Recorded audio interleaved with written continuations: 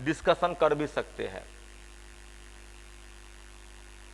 अब आगे देखेंगे, द्विसंकर क्रॉसों के परीक्षणों के पर आधारित मेंडल ने एक दूसरा समान नियम प्रस्तावित किया जिसे मेंडल का स्वतंत्र अपव्यूहन का सिद्धांत या स्वतंत्र अपव्यूहन का नियम कहा जाता है।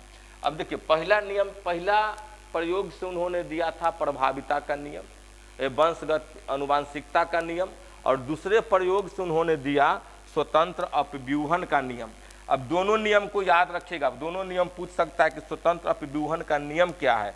तो देखेंगे, यह नियम कहता है कि जब किसी संकर में लक्षणों के दो जोड़े लिए जाते हैं तो किसी एक जोड़े का लक्षण विसंयोजन दूसरे जोड़े से स्वतंत्र होता है। आप समझिए कि यह कह क्या रहा है, जैसे एक लक्षण था गोल और पीला और दूसरा लक्षण था जनक में झुर्रीदार और हरा, लेकिन दूसरी पीढ़ी में देखेंगे, पहली पीढ़ी में जहां गया जनक के समान गया, लेकिन दूसरी पीढ़ी में बदला बदली कर लिया, गोलका के साथ जो पियरका था वहां गोलका के साथ हरा भी चला आया, और हरे के साथ हमेशा पीले के साथ हमेशा गोल बीज थे। अब यहाँ झुर्रीदार जो है वो पीला वाला गुण को ले लिया, यानी दो गुण, कौन कौन गुण, एक गोल वाला और एक पीला वाला, दोनों जोड़े जा रहा था, साथे जा रहा था, झुर्रीदार और हरा साथे जा रहा था।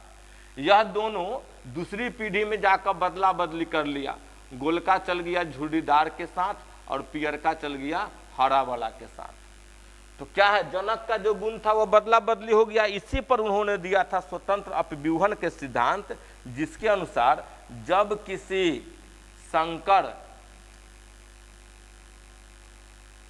किसी संकर में लक्षणों के दो जोड़े लिए जाते हैं तो किसी एक जोड़े का लक्षण, यानी किसी एक जोड़े का लक्षण, तो एक जोड़े का लक्षण क्या था, गोल और पीला था, विसंयोजन दूसरे जोड़े से स्वतंत्र होता है, यानी झुर्रीदार और हरा से स्वतंत्र होता है।